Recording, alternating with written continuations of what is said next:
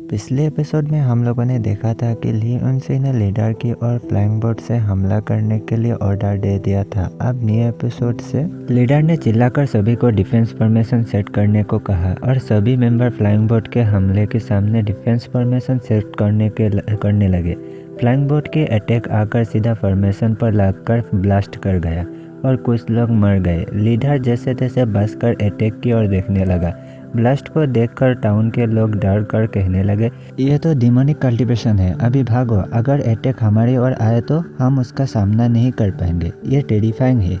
ये सिर्फ एक स्पेसक्राफ्ट नहीं है, ये एक किलिंग मशीन है। इसे पूरी रेड सनसेट को डिस्ट्रॉय करने में ज़्यादा समय नहीं लगेगी।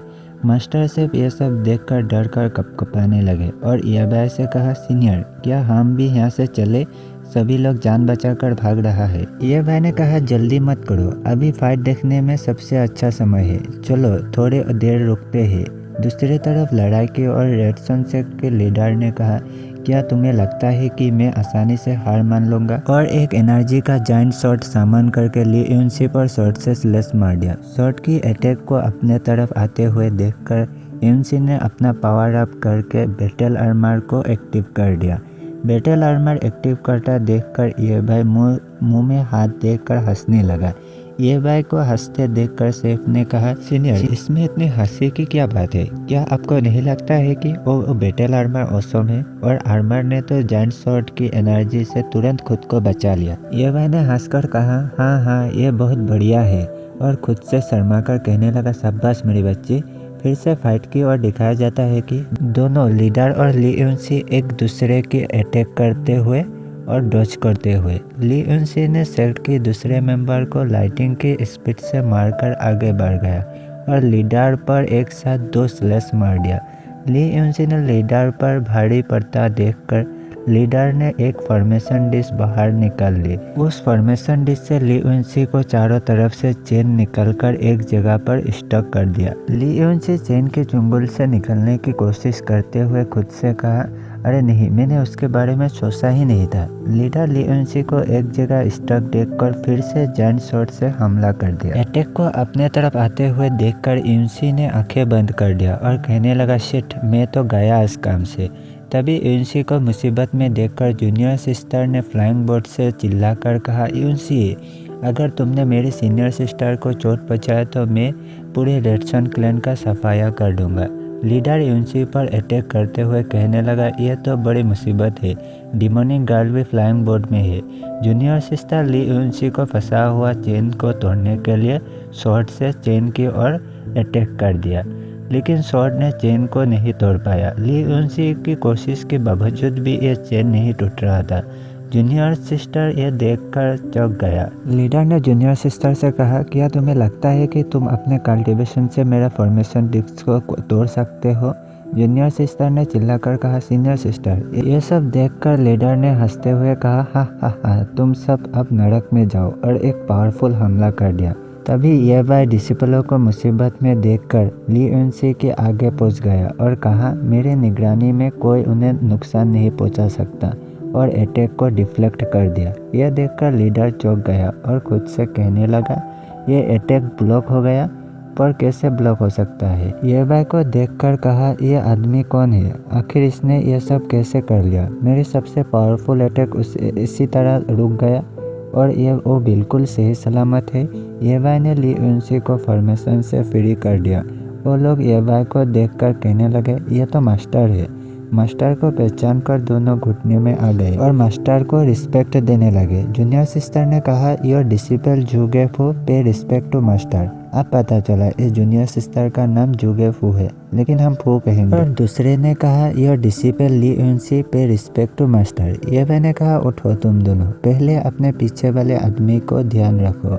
डिसिपलों ने यस मास्टर कहकर फाइट के लिए आगे बढ़ गए। ये भाई खुद से कहने लगा, अभी अभी वो हमले से दोनों कमजोर हो गए हैं, लेकिन जब तक दोनों एक साथ मिलकर फाइट करेंगे वो उसे हरा देंगे। दोनों को आगे बढ़ते हुए देखकर लीडर ने भी पावर अप करते हुए किसी को सामन करने लगा। सामन करते हुए लीडर की ऑरा को देखकर दोनों डिसिपल चौंक गए और कहने लगे, ये तो सुप्रीम एम्परर की ऑरा है, तो वो किससे समन कर रहा है?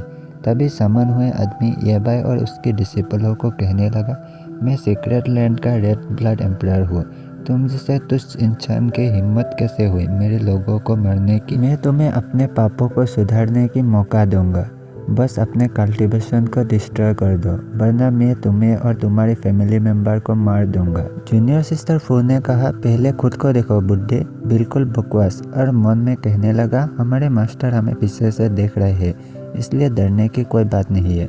इस लड़ाई में हमें हार मानने की कोई ज़रूरत नहीं है, मास्टर हमें बचा ही लेंगे। येबाई ने कहा, यह तो सेंट एम्परर का मेंटल क्लोन है, जिसे यहाँ दिखावा करने के लिए भेजा गया है।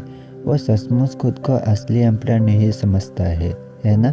इसलिए डर के मारे छुप कर बैठा है। येबाई को देखकर नीचे से टाउन के लोग कहने लगे, जिसने अभी अभी रेड सन सेक्ट के लीडर की शॉट की पावर को रोका है, वो क्या कंडेंसन रियलम के सेकंड लेवल के आदमी है? दूसरे किसी ने कहा, बिल्कुल नहीं, उसने अपने कल्टीवेशन स्टेज को जरूर छुपाया होगा। यह सच नहीं है, यह सच नहीं हो सकता। कंडेंसन रियलम के लोग उड़ नहीं सकते हैं, लेकिन वो आदमी हवा में उड़ रहा है, इसलिए जरूर उसने कल्टीवेशन को छुपाया होगा। फिर से फाइट की और रेड ब्लड एम्पायर ने कहा, तो तुम मेरे ऑर्डर का डिफाई नहीं करोगे? मैं स्टारलाइट सीक्रेट लैंड का एक एम्पायर हूँ, मैं तुम्हें बाद में देख लूँगा। और उसका मेंटल क्लोन यहाँ से वेनिश होने लगा। एम्पायर के मेंटल क्लोन को जाने के बाद येबाई ने एक ही अटैक से रेड सन क्लैन के लीडर को मार दिया। ये देखकर दोनों डिसिपल चौंक गए और पीछे घूमकर मास्टर को देखने लगे और मन में कह रहा है, मास्टर कितना पावरफुल है, रेड सन सेक्ट के लीडर को एक ही हमले से मार दिया। येबाई ने लीडर को मारकर कहा, स्टारलाइट सीक्रेट लैंड 300 साल पहले उन्हें मैं चैलेंज देने में फेल रहा था, लेकिन अब उनसे हिसाब बराबर करने का समय आ गया है। और हवा में एक स्पेस टाइम क्रैक खोल के स्टारलाइट सीक्रेट लैंड की और एक डिवाइन नीडल का अटैक फेंक दिया। दूसरे ओर सीक्रेट लैंड में दिखाया जाता है कि रेड ब्लड एम्परर को। एम्परर ने कहा, अरे इन तुच्छ इंसान की हिम्मत कैसे हुई मुझसे चुनौती देने की और इस सीक्रेट लैंड की एम्परर को चैलेंज देने की? और सेक्ट के दूसरे मेंबर को बुलाने लगे।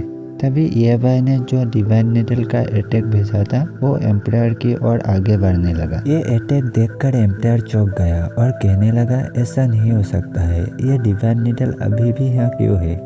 और वो नीडल आकर एम्परर के सिर की आड़ पार हो गया। दूसरी तरफ एम्परर की मौत को महसूस करके येबाई मुस्कुरा रहा है। सीक्रेट लैंड में एम्परर को नीचे गिरे देखकर दूसरे लोग कहने लगे, एम्परर आपको क्या हो गया है? किसी ने कहा, सेंट ऑफ हीलिंग को बुलाओ और सीक्रेट लैंड के दूसरे एम्परर को भी इन्फॉर्म करो।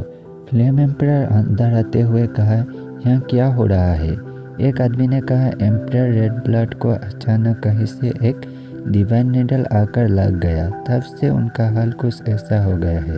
फ्लेम एम्परर ने कहा कि